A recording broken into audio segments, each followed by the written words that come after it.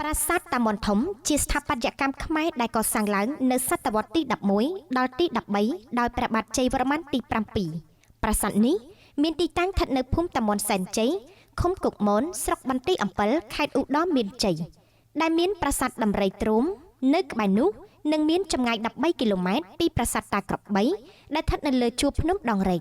បើតាមការបញ្ជាក់ពីព្រឹទ្ធាចារ្យដែលរស់នៅនិងថែទាំនៅទីនោះបានបញ្ជាក់ថាការដាំឡើយប្រាសាទតាមុនទាំងមូលមានឈ្មោះថាប្រាសាទវេទមន្តលុះក្រោយមកក៏ក្លាយជាប្រាសាទតាមុនរហូតមកដល់សព្វថ្ងៃនេះប្រាសាទតាមុនធំជាទីសក្ការៈបូជារបស់ខ្មែរបុរាណដែលស្ថិតនៅតាមផ្លូវបុរាណពីរាជធានីអង្គរទៅផ្នែកខាងជើងនៃអាណាចក្រអង្គរ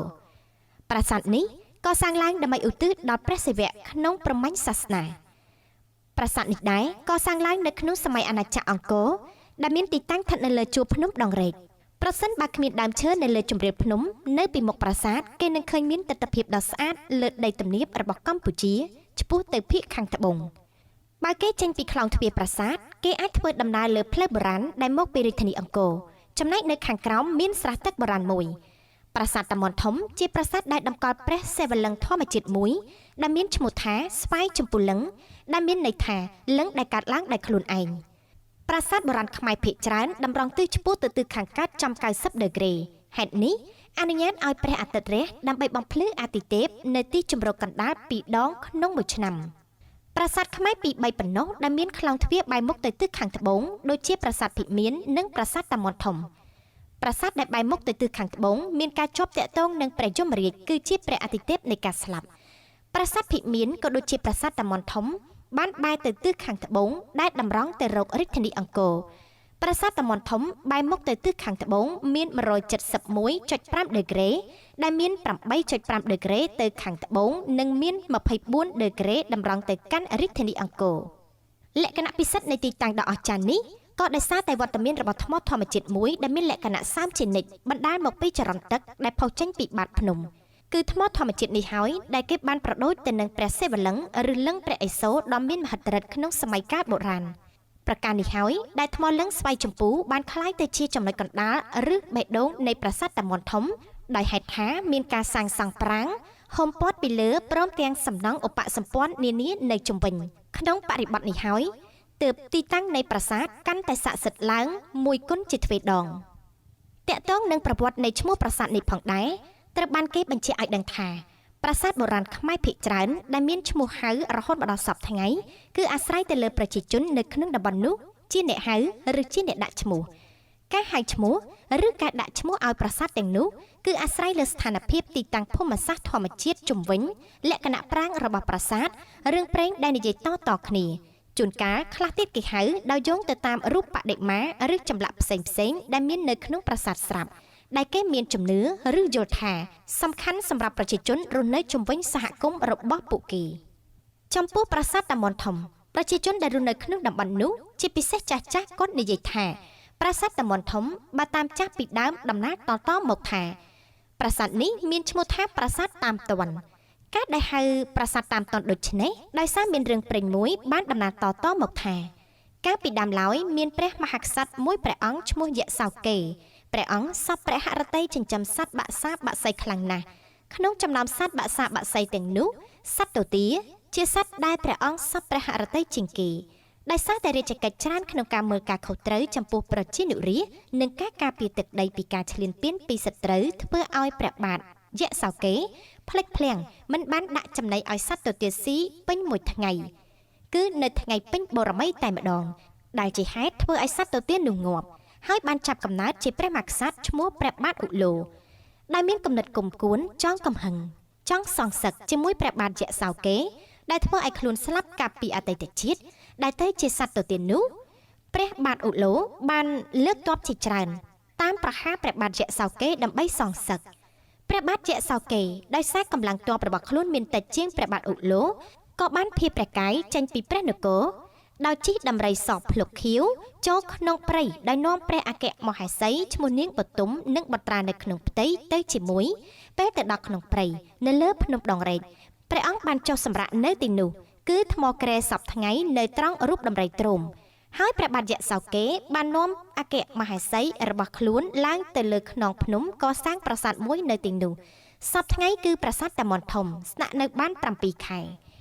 និយាយពីព្រះបាទអូឡូពេលបានដំណឹងពីទីតាំងលាក់ខ្លួនរបស់ព្រះបាទយៈសោកេហើយក៏បានលើកទ័ពដេញតាមចាប់ឯព្រះបាទយៈសោកេពេលដឹងថាព្រះបាទអូឡូលើកទ័ពមកតាមចាប់ក៏ប្រញាប់ភៀសខ្លួនតែកិច្ចមិនរួចក៏ត្រូវបានកងទ័ពព្រះបាទអូឡូតាមទាន់ចាប់បាននៅកន្លែងនោះតែម្ដងដោយហេតុនេះហើយនៅសម័យក្រោយមកគេនាំគ្នាហៅប្រាសាទនោះថាប្រាសាទតាមទាន់ដោយសារព្រះបាទអូឡូតាមទាន់ចាប់បានព្រះបាទយៈសោកេនៅទីនោះហើយក្រោយមកក្លាយជាប្រាសាទតាមុនតមកជាមួយគ្នានេះដែរដោយសារនៅទីនោះមានប្រាសាទចំនួន3ដែលនៅជិតៗគ្នាហើយមានឈ្មោះតាមុនដូចគ្នានោះដូចនេះប្រជាជនកំណត់យកប្រាសាទដែលធំជាងគេហៅថាប្រាសាទតាមុនធំឯប្រាសាទដែលតូចល្មមហៅថាប្រាសាទតាមុនតូចហើយប្រាសាទដែលតូចជាងគេហៅថាប្រាសាទតាមុនឬប្រាសាទបៃក្រៀមនេះឯងសូមបញ្ជាក់ថារឿងព្រេងខាងលើវិញណាហើយវាមានជាប់តាក់ទងទៅនឹងតំបន់និងប្រាសាទមួយចំនួនទៀតនៅក្នុងនោះដូចជាភូមិលបើករឹតប្រាសាទគុកភូមិព្រំកលសពប្រាសាទបន្ទាយទ័ពប្រាសាទបន្ទាយឆ្មាភ្នំកំព្រាជាដើមហើយឈ្មោះស្ដេចព្រះបាទយៈសោកេនៅក្នុងរឿងនេះមានឈ្មោះដូចគ្នាទៅនឹងឈ្មោះស្ដេចក្នុងរឿងព្រេងប្រាសាទចៅស្រីវិបុលដែរសម្រាប់ប្រជាជននៅខេត្តសុរិន្ទគឺគេមានរឿងព្រេងរបស់គេដែរដែលនិយាយតាក់ទងទៅនឹងប្រាសាទតាមុនធំនេះទោះបីជាយ៉ាងណាពាក្យតាមុនធំនេះគ្រាន់តែជាពាក្យប្រជាជនហៅតៗគ្នាក៏ដោយតែទោះជាយ៉ាងណាមានសិលាចារឹកជាច្រើនផ្ទាំងដែលបានរកឃើញនៅទីនោះហើយក្នុងនោះមានសិលាចារឹកភាគច្រើននិយាយពីការថ្វាយទ្រព្យសម្បត្តិនិងវត្ថុផ្សេងៗដល់កម្រងតេងជោគតកេវបាទបច្ចឹមដែលឈ្មោះនេះជាឈ្មោះដែលហៅចំពោះទេពដែលតម្កល់នៅក្នុងប្រាសាទតាមុនធំឬហៅឈ្មោះប្រាសាទតាមុនធំកាលពីសម័យបុរាណមានប្រាសាទខ្មែរចំនួនតិចតួចដែលយើងអាចស្គាល់ឈ្មោះដើមតាមរយៈសិលាចារឹកដែលរកឃើញនៅនឹងប្រាសាទផ្ទាល់ជាក់ស្ដែងប្រាសាទបាគងមានឈ្មោះថាឥន្ទ្រស្វរៈប្រាសាទភ្នំបាខែងមានឈ្មោះថាយសោធរគិរីប្រាសាទព្រះគោមានឈ្មោះថាបរមេស្វរៈប្រាសាទបន្ទាយស្រីមានឈ្មោះថាត្រីកូនមហេស្វរៈប្រាសាទព្រះវិហារមានឈ្មោះថាស្រីសិក្ខារេស្វរៈប៉ុន្តែទោះបីជាប្រាសាទមួយចំនួនទាំងនោះមានឈ្មោះដើមរបស់ខ្លួនក៏ដោយក៏យើងមិនបានហៅឈ្មោះដើមទាំងនោះទេគឺយើងហៅទៅតាមរឿងព្រេងឬតាមតថភាពជាក់ស្ដែងឥឡូវនេះយើងនឹងសង្ខេបពីព្រឹត្តិការណ៍ប្រាសាទតាមុនរាប់ចាប់ពីថ្ងៃបុណ្យនៃក្តីស្រឡាញ់ទី14កុម្ភៈគ្រិស្តសករាជ2025មកទល់នឹងថ្ងៃនេះថាតើមានរឿងអ្វីខ្លះកើតឡើងថ្ងៃទី14ខែកុម្ភៈឆ្នាំ2025ដែលជាថ្ងៃនៃសេចក្តីស្រឡាញ់ជាថ្ងៃដែលកម្ពុជានិងថៃរងការប៉ះទង្គិចពាក្យសម្ដីគ្នាខ្លាំងរហូតលើកអាវុធដាក់គ្នាក្រោយថ្ងៃ13កុម្ភៈវងទាហានថៃគម្រាមប្រជាជនកម្ពុជាមានសិស្សនិស្សិតហាមមិនឲ្យបោះជំហានឬបន្លឺចម្រៀងជាតិនៅប្រាសាទតាមុនធំថ្ងៃទី17ខែកុម្ភៈឆ្នាំ2025ដែលមើលឃើញថាដើមចំនៃចំនួនកើតចេញពីការច្រៀងចម្រៀងជាតិឧបនាយករដ្ឋមន្ត្រីនិងជារដ្ឋមន្ត្រីក្រសួងការពារជាតិថៃលោកប៊ូថាំស្នើឲ្យពលរដ្ឋឈប់ចូលច្រៀងចម្រៀងនៅប្រាសាទតាមុនធំហើយដាក់លិខិតតវ៉ាទៅភាគីកម្ពុជាឲ្យជួយសម្រួលមើលខាងភាគីខ្មែរផងកុំឲ្យច្រៀងចម្រៀងជាតិទៀតនិងចោទថាកម្ពុជាជាអ្នកសន្សំរឿងមុនថ្ងៃទី18ខែកុម្ភៈឆ្នាំ2025កុមារតូចៗនាំគ្នាដឹកនាំដោយអ្នកគ្រូរួមទាំងព្រះសង្ឃបាននាំគ្នាឡើងទៅច្រៀងនៅប្រាសាទតាមុនធំអមដោយស្គរដៃ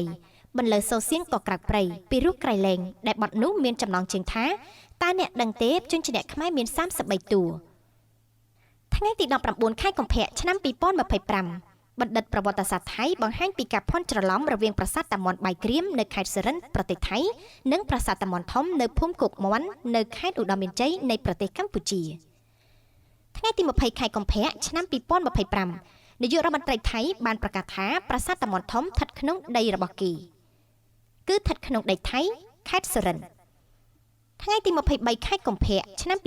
2025ទាហានខាងថៃបានមកឃាត់ពលរដ្ឋខ្មែរឡើងទៅប្រាសាទតាមុនធំសូមបញ្ឈប់កុំឲ្យច្រៀងចម្រៀងខ្មែរហើយមេតបថៃភូមិភាគ2ខេត្តនគររាជសីមាប្រកាសក្តែងថាថៃនឹងបិទប្រាសាទតាមុនធំមួយរយៈបើពលរដ្ឋខ្មែរនៅតែកក្លិនឡើងមកច្រៀងនៅប្រាសាទតាមុនទៀតថ្ងៃទី24ខែកុម្ភៈឆ្នាំ2025និស្សិតនីតិហ៊ានខ្មែររាប់រយនាក់ស្លៀកពាក់ទាហានជាមួយរថយន្តច្រើនគ្រឿងឡើងទៅច្រៀងបទពងសាវតារខ្មែរនៅប្រាសាទតាមុនធំ ថ្ងៃទី25ខែកុម្ភៈឆ្នាំ